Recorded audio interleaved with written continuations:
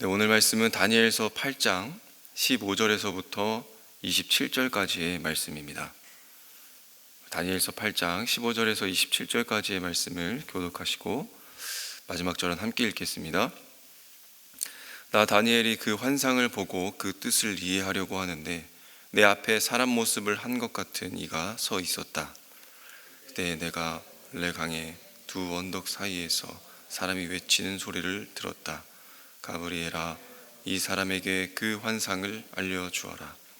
그러자 그는 내가 서 있는 곳으로 가까이 왔는데 그가 올 때에 나는 무서워서 엎드렸다. 그가 나에게 말하였다. 이 사람아, 그 환상은 세상 끝에 관한 것임을 알아라. 그가 나에게 말할 때에 나는 얼굴을 땅에 대고 깊이 잠들었다. 그러나 그는 나를 어루만지면서 일으켜 세웠다. 그리고 그는 말하였다. 보아라, 하나님의 분노가 마지막 때에 어떻게 일어날 것인가를 내가 너에게 알려주겠다. 이 환상은 끝날의 정한 때에 일어날 일에 관한 것이다. 내가 본 순양의 두 뿔은 메대와 페르시아의 왕들이다. 그 순념소는 그리스 왕이고 눈 사이에 있던 큰 뿔은 그 첫째 왕이다. 그 뿔이 꺾이고 그 자리에서 생긴 네 뿔은 그 나라가 분열되어 일어날 네 나라다. 그 네 나라의 힘은 첫 번째 나라와 같지는 않을 것이다. 그들의 통치가 종말에 이를 때에, 그들의 죄악이 극도에 이를 때에 뻔뻔스런 임금, 흉계에 능숙한 임금이 일어날 것이다. 그는 힘이 점점 세어질 터인데 그 힘은 제 힘이 아니다. 그가 놀라운 힘으로 파괴하고 하는 일마다 형통하며 강한 사람과 거룩한 백성을 파멸시킬 것이다. 그는 음흉하여서 매사에 속이는 데 능숙하고 마음이 방자하여서 평화롭게 사는 사람을 많이 죽이며 만왕의 왕을 대적할 것이다. 그러나 사람이 손을 대지 않아도 그는 끝내 망할 것이다.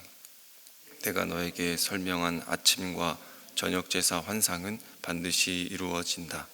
그러나 아직 멀었으니 너는 환상의 비밀을 잘 간직해 두어라. 함께 읽겠습니다. 그때 나 다니엘은 몹시 지쳐서 여러 날 동안을 앓았다. 얼마 뒤에 일어나서 왕이 맡긴 일을 계속하였으나 내가 본 그 환상 때문에 나는 몹시 놀랐고 그 뜻을 이해하지 못하였다. 아멘. 네, 7장부터 계속되는 이 환상과 해석은 오늘 8장까지 이어집니다. 먼저 우리가 7장의 그 첫 번째 환상을 좀 짧게 정리해 본다면 어떤 내용이었습니까? 이 초강대국이었던 바벨론이 이제 메대와 그 페르시아에 의해서 패망하고, 그리고 또 메대보다 조금 더 강했던 이 페르시아가 다시 재패하게 되면서 제국을 이루게 됩니다.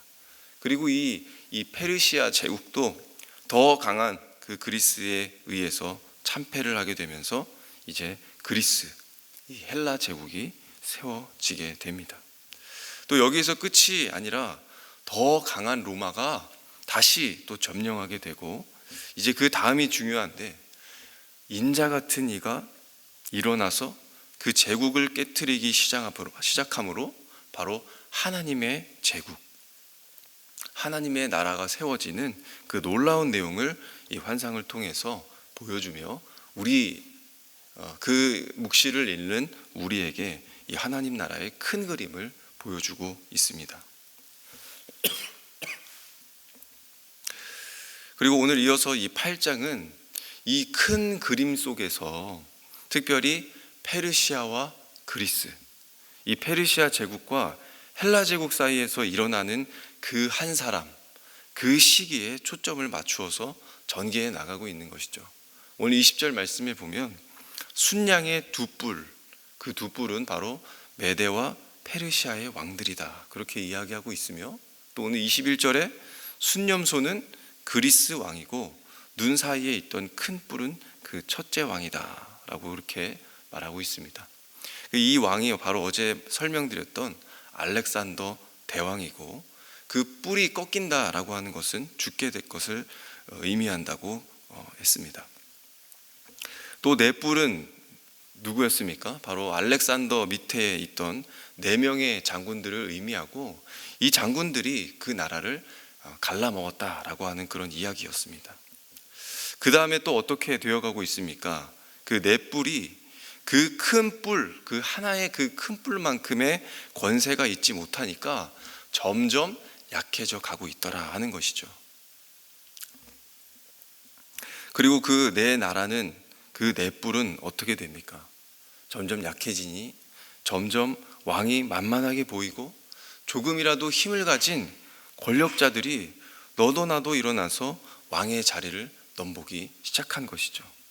그래서 그 나라마다 이제는 점점 반역자들로 채워져 가고 있는데 그 중에 한 사람, 특별한 한 왕이 일어나게 된다는 것입니다. 그래서 23절에 보시면 그들의 통치가 종말에 이를 때에, 그들의 죄악이 극도에 이를 때에 뻔뻔스러운 임금, 흉계에 능숙한 임금이 일어날 것이다. 그 왕은 어떤 왕이라고 설명하고 있습니까? 뻔뻔스러운 임금, 흉계에 능숙한 임금.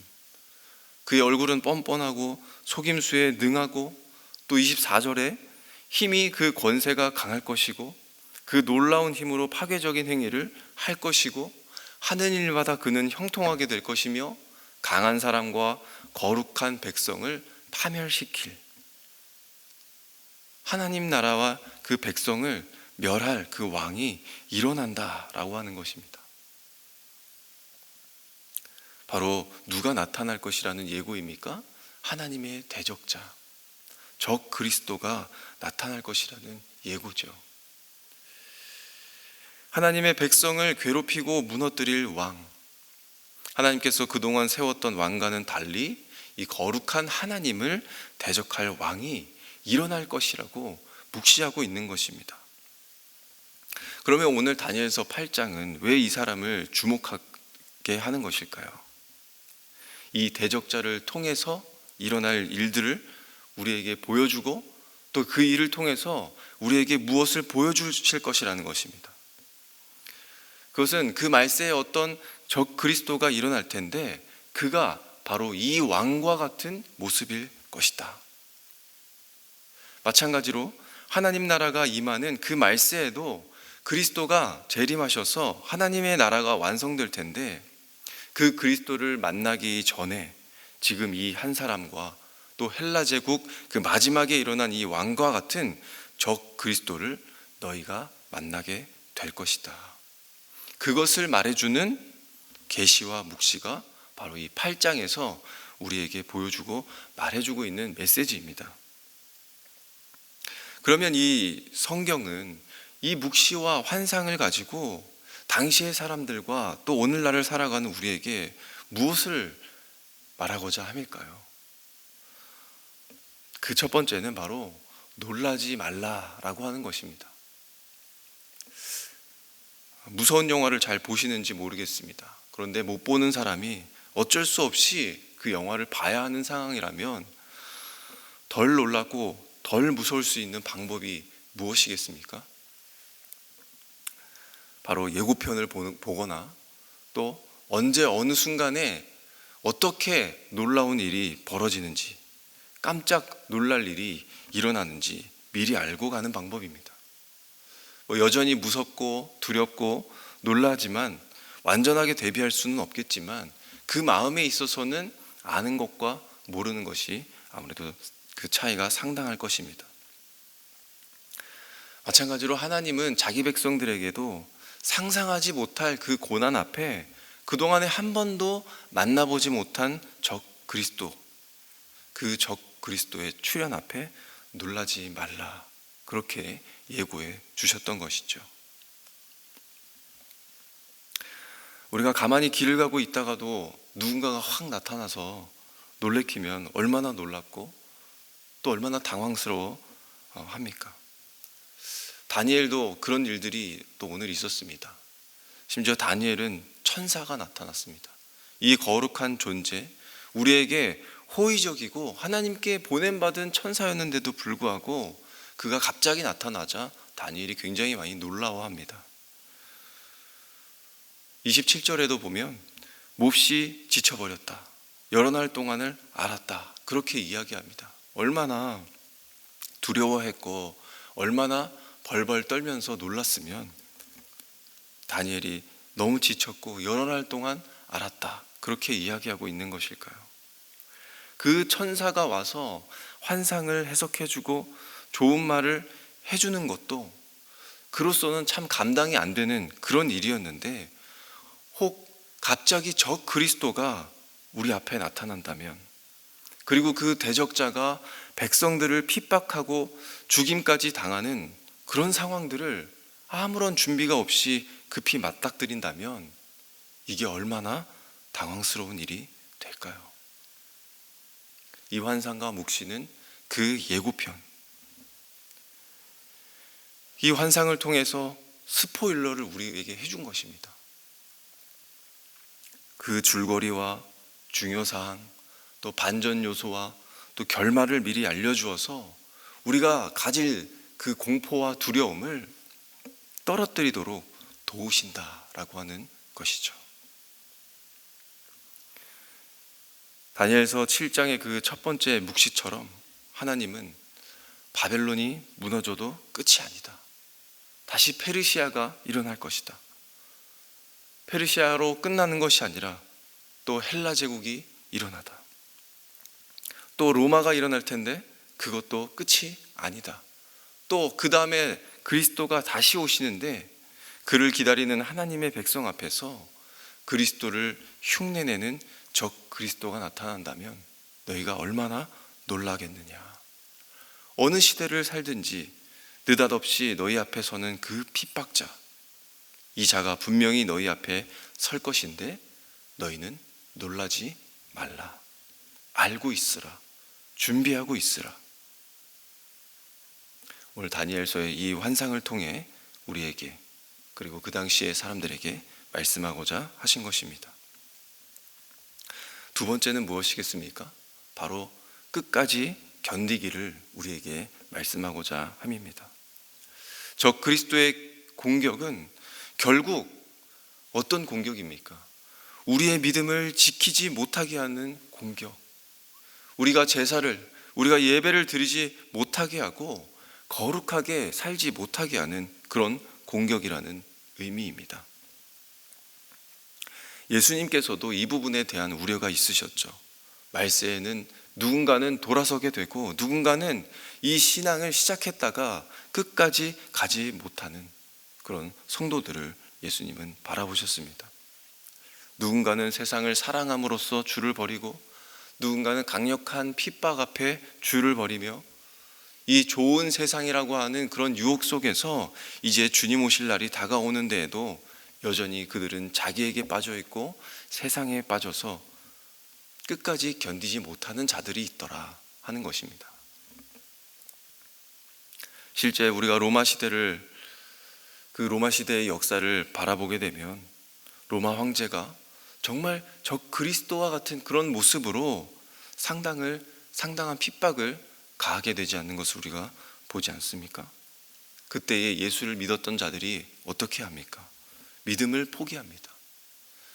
내 옆에 있던 자들과 내 사랑하는 사람들이 예수를 믿는다는 이유로 끌려가서 죽임을 당하니까 자기의 믿음을 다 버리고 뿔뿔이 흩어지고 도망하기도 했습니다. 주님은 그런 자들을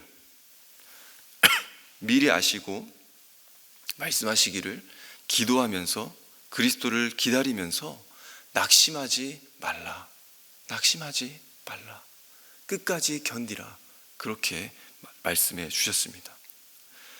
요한계시록에서도 그렇게 이야기합니다. 너는 장차 받을 그 고난을 두려워하지 말라. 악마가 너를 시험하고 넘어뜨리려 하고 환난을 당할 것이다. 그러나 죽도록 충성하라. 그리하면 내가 생명의 면류관을 주겠다. 이 말씀을 들으라. 이기는 사람은 둘째 사망의 해를 받지 않을 것이다. 결국에 무슨 말입니까? 끝까지 견뎌내라는 것입니다. 우리에게 영원한 생명과 또 영원한 그 하나님의 기업을 주는 이 하나님의 나라의 선물을 우리가 받기는 했지만 그런 선물을 받았기 때문에 하나님이 우리에게 값진 대가를 지불해야 된다라고 그렇게 말씀하시면서 저 그리스도가 너희를 핍박하는 그 시간 동안에, 그 시기 동안 너희는 끝까지 견디라, 그렇게 말씀하셨다는 것입니다. 우리 사랑하는 성도님들, 우리가 살아가는 이 시대도 이제 앞으로는 갈수록 견디기 힘들어질 것입니다. 오늘보다 내일 더 힘들어질 것입니다. 단순히 핍박만으로 그렇지는 않을 것입니다. 앞으로는 이 핍박의 시대가 아니라 유혹의 시대가 될 것입니다. 유혹이 많아질 것입니다. 그 유혹이 너무나도 크기 때문에 주님을 버리는 일들이 많아집니다. 이제는 예수 안 믿는 사람도 잘 살 수 있고 편하게 사는데 굳이 내가 예수 믿어서 안 가져도 될 그 고통을 그들이 왜 받으려 하겠습니까? 앞으로의 일이 어떻게 오고 또 무슨 일이 일어날지는 잘 모르겠지만 이런 유혹에 넘어가지 않고 끝까지 견뎌내도록 우리는 기도하며 기다려야 하겠습니다. 말씀을 정리하겠습니다. 지금 다니엘은 이 말세에 이르기 전 그가 어느 즈음에 살고 있습니까? 그는 바벨론 시대를 살아가고 있으며 또 그는 가야 할 길이 굉장히 멀었습니다. 그 다음에는 페르시아가 있고 그 다음에는 헬라가 있으며 이 다음에는 그리스가 있고 그 다음에는 로마가 있습니다. 그리고 그 이후에는 언제일지 모르지만 26절의 말씀처럼 이 환상이 반드시 이루어진다는 것, 그리고 그 비밀을 간직하라, 그렇게 말하고 있습니다. 다니엘은 언제 그때가 올지 모르지만 하나님의 나라가 임하는 그 환상과 그 비밀을 잘 간직하며 살았을 것입니다. 마찬가지로 우리도 이 예고편을 통해서 저 그리스도가 나타날 때에 놀라지 말고 두려워하지 않으시는 우리 성도님들이 되시기를 바랍니다. 우리가 이 환상을 간직할 때에 세상의 유혹과 그리고 어떤 그 핍박과 또 우리에게 가해지는 모든 위협이 우리가 생각해 볼 때에 나를 하나님과 멀어지게 하려는 것이구나, 이것을 우리가 분명히 깨닫고 알게 되시는 우리 성도님들이 되시기를 바랍니다. 그래서 우리가 끝까지 견디어 우리에게 주어진 그 믿음의 경주길을 끝까지 달려나가시는 오늘 이 아침에 저와 여러분들이 되시기를 간절히 소망합니다. 아멘. 우리가 이 말씀을 가지고 함께 기도하며 또 더 나아가 우리 가정을 위해서 기도하는 시간을 갖기 원합니다. 하나님이 세우신 가정, 이 가정마다 이 견고한 믿음으로 든든히 세워지는 가정이 되게 하여 주시옵소서. 하나님 나라가 나에게 임하고 또 나의 가정에 임하고 하나님 나라와 이 땅의 실체를 분명히 아는 그런 가정이 되게 하여 주시옵소서. 그리하여서 어떠한 유혹 앞에서도 흔들리지 아니하며 또 영원한 생명과 영원한 면류관과 영원한 기업을 선물로 받은 우리가 그 큰 핍박 속에서도 담대히 견뎌나가는 그런 가정이 되도록 하나님 인도하여 주소서라고 함께 기도하겠습니다. 또 우리 교회를 위해서 기도하실 때에 참으로 갈수록 주님과 함께 또 주님을 따라 사는 것이 쉽지 않은 이 시대 속에서 우리 은혜샘물교회가 부름을 받은 것 같습니다. 영혼을 구원하고 제자 삼는 이 사명을 더욱 귀하게 여김으로써 함께 하나님 나라를 꿈꾸고 함께 표대를 향해 달려가는 교회, 함께 고난을 감당하는 그 교회의 역할을 잘 감당할 수 있도록 인도하여 주시기를 우리 함께 기도하신 후에 우리의 각자 기도 제목을 가지고 기도하시고 돌아가시도록 하겠습니다. 함께 기도하겠습니다.